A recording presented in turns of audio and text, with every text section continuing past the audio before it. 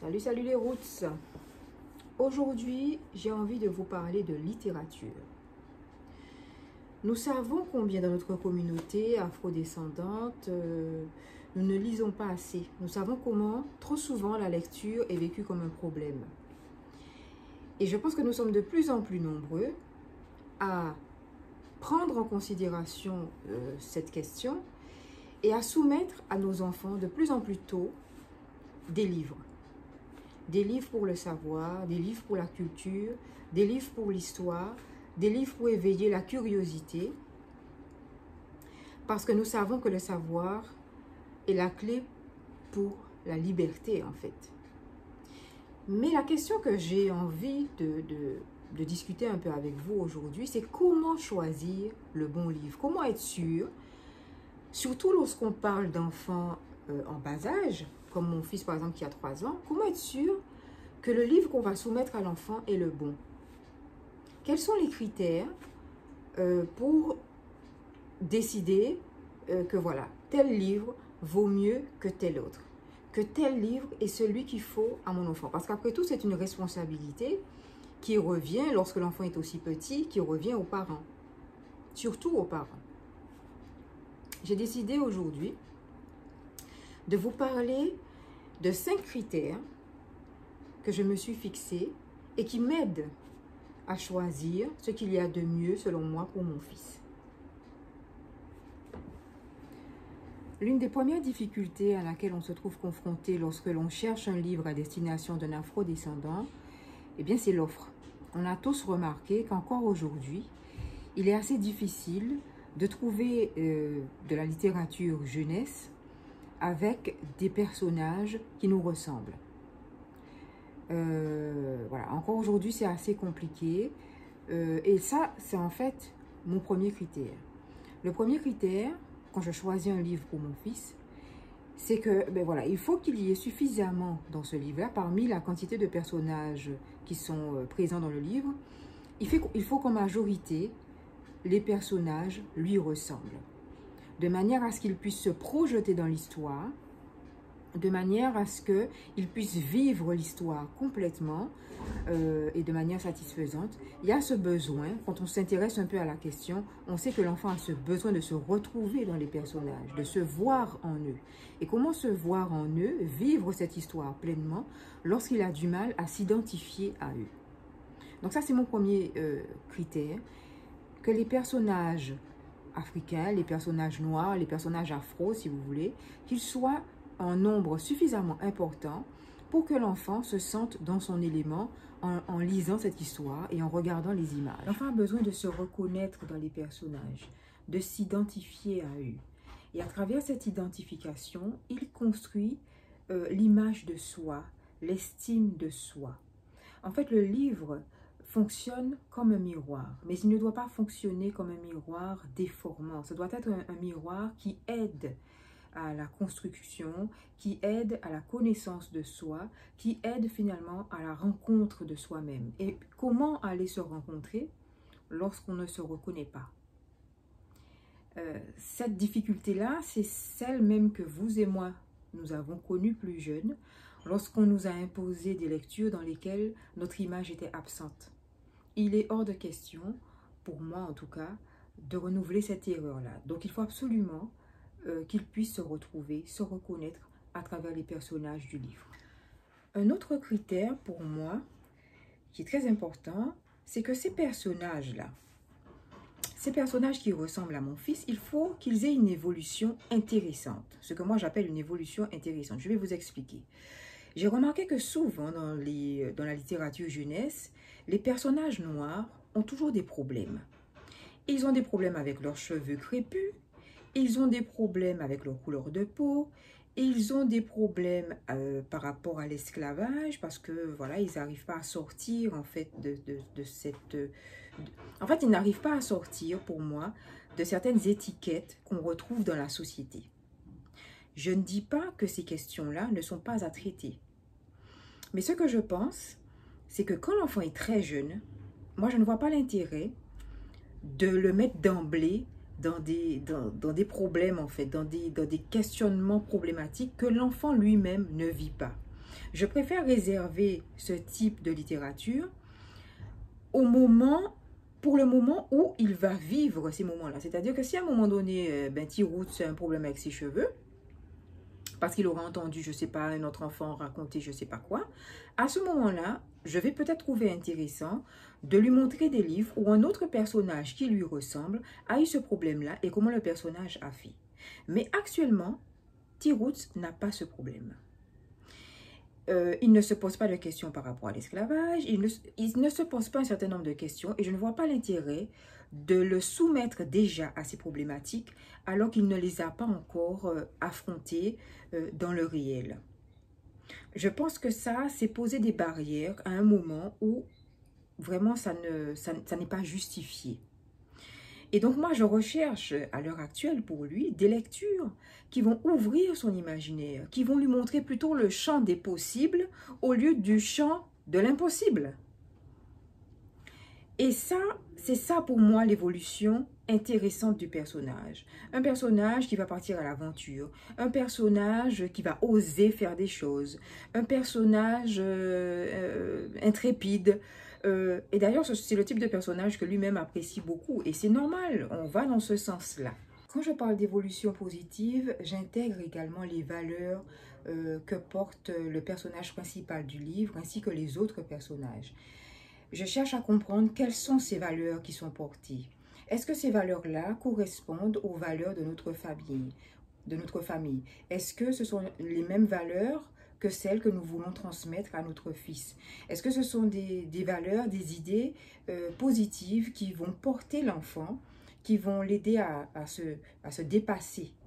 Voilà, ce sont des questions que je me pose, que j'ai en tête lorsque je lis au préalable le livre avant de le soumettre à mon fils. Un autre élément, les roots, auquel j'accorde une grande importance, ce sont les illustrations. Troisième critère. Avez-vous déjà porté attention aux illustrations des livres de votre enfant? En ce qui me concerne, je suis assez souvent déçue en fait de la qualité des illustrations parce qu'elles révèlent cette facilité qu'on a de ne pas prendre l'enfant au sérieux. Lorsque vous regardez un livre ou même un dessin animé, des éléments qui sont à destination des enfants, vous vous rendez compte souvent que les images ne sont pas fidèles au réel, assez souvent. La girafe ne ressemble pas forcément à une girafe. L'araignée ressemble à quelque chose, mais pas vraiment à une araignée. Et souvent, l'enfant lui-même interpelle en demandant ce que c'est parce que lui ne reconnaît pas la chose qui est représentée. Et ça me pose problème parce que nous savons très bien que l'enfant est à un stade où il a besoin de reconnaître les choses, de se les figurer exactement pour comprendre à quoi elles ressemblent, ce qu'elles sont, comment elles fonctionnent. Donc la représentation, l'image pour l'enfant, c'est très important. Et souvent, quand elle n'est pas de qualité, pour moi, ça pose problème. Je regarde non seulement le réalisme de l'image, mais plus généralement sa beauté à travers aussi les couleurs. Est-ce qu'elles sont attrayantes pour l'enfant? J'observe comment il réagit par rapport à la manière dont les images sont représentées. Tout ça, ce sont des éléments qui parlent pour l'enfant et qui sont très très importants. Autre élément, les roots, auquel j'apporte une très grande importance, c'est le vocabulaire, le lexique. Il faut qu'il soit riche. Il faut qu'il apporte à l'enfant une diversité, que l'enfant apprenne des mots nouveaux. Souvent, on a peur lorsqu'il s'agit des tout-petits, que les mots soient trop compliqués, que le vocabulaire soit trop élaboré. Eh bien moi, avec T-Roots, j'ai bien compris qu'en fait, il ne faut pas du tout avoir peur de proposer à l'enfant des mots qu'il n'a pas l'habitude d'entendre, des mots riches, des mots élaborés, pas exagérément bien sûr non plus, hein, mais être exigeant en termes de vocabulaire, de lexique, c'est très important parce que ça amène l'enfant à se poser des questions, à entendre des mots nouveaux et à s'habituer en fait à un niveau de vocabulaire qui soit intéressant pour lui, suffisamment varié et riche. Donc, très important aussi j'analyse, je regarde les mots qui sont utilisés, est-ce qu'ils sont intéressants pour lui, qu'est-ce qu'ils vont lui apporter, est-ce que ce sont des mots nouveaux, voilà, j'observe tout ça. Un autre critère qui ne va pas vous étonner, je pense, c'est la présence de la nature. Alors, non pas qu'elle soit obligatoire dans tous les livres que je choisis pour mon fils, mais assez souvent, c'est vrai, elle est présente, soit par les choix que peut faire lui-même l'enfant, et aussi par les choix que nous, on fait en tant que parents, tout simplement parce qu'il y a une chose que je trouve très intéressante avec les éléments de la nature, que ce soit les animaux ou les plantes, ou voilà, les montagnes, etc., c'est que finalement, avec les éléments de la nature, la notion de couleur dans laquelle on est emprisonné, nous, afro-descendants, surtout aux Antilles, c'est une question qui est très, très présente, les degrés de couleur, des choses comme ça qui ont été installées par l'histoire coloniale, eh bien, avec la nature, on est affranchi de tout ça. L'éléphant, les singes, les poules, les lapins, etc., on ne se pose pas ces questions de savoir lequel est plus foncé, lequel est plus clair. Et il n'y a pas de guerre de couleurs entre les animaux. Donc, pour ça, pour des éléments qui nous ont beaucoup enfermés dans notre histoire, je trouve que les éléments de la nature sont très intéressants parce qu'ils permettent de s'affranchir d'un certain nombre de choses lourdes. Et aussi, mais parce qu'en fait, les animaux, la nature, ça parle tout de suite à l'enfant. Ça lui plaît tout de suite. Et la nature, même à travers les livres, a aussi cette capacité d'éveiller, d'attirer l'attention des enfants, de le captiver en fait, de captiver l'enfant. Donc, les éléments de la nature, c'est un critère aussi intéressant à plusieurs points de vue. Et plus souvent que rarement, je veille à ce que cette nature soit là, dans son environnement littéraire également. Évidemment, le plus important dans tout ça, c'est l'adhésion de l'enfant par rapport au livre. Il faut qu'il aime l'histoire, qu'il aime le livre, qu'il s'approprie le livre, qu'il l'emmène partout avec lui, qu'il vous raconte l'histoire 1 milliard de fois par jour. Et là, on est certain qu'on a choisi le bon livre. Les rousses, il y a un dernier élément sur lequel j'aimerais attirer votre attention, c'est l'auteur. Souvent, quand on choisit un livre pour son enfant, vous conviendrez avec moi qu'on ne fait pas forcément très attention à qui a écrit ce livre.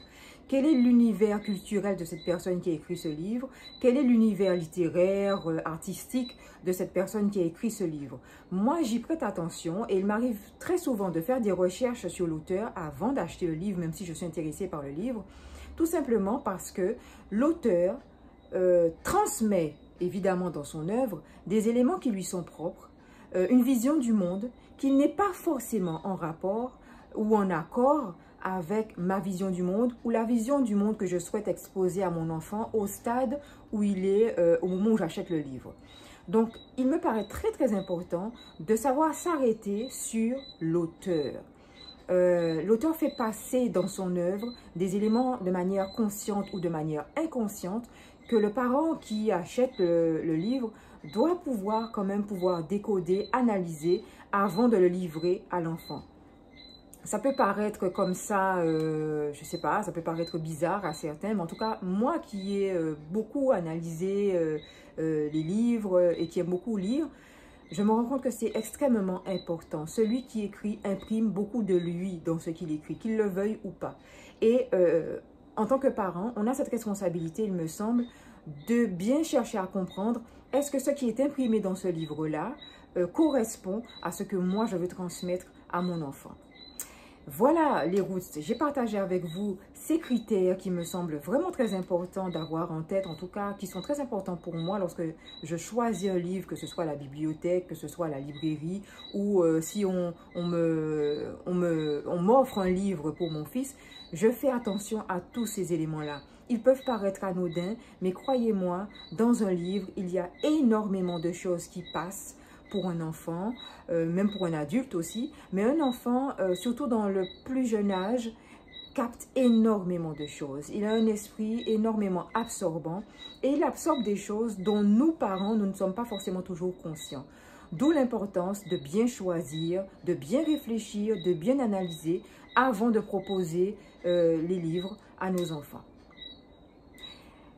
Comme d'habitude, vos commentaires sont les bienvenus. J'espère que cette vidéo aura été utile, qu'elle vous aura apporté des éléments. N'hésitez pas à m'en faire part. Portez-vous bien, soyons vrais, soyons roots.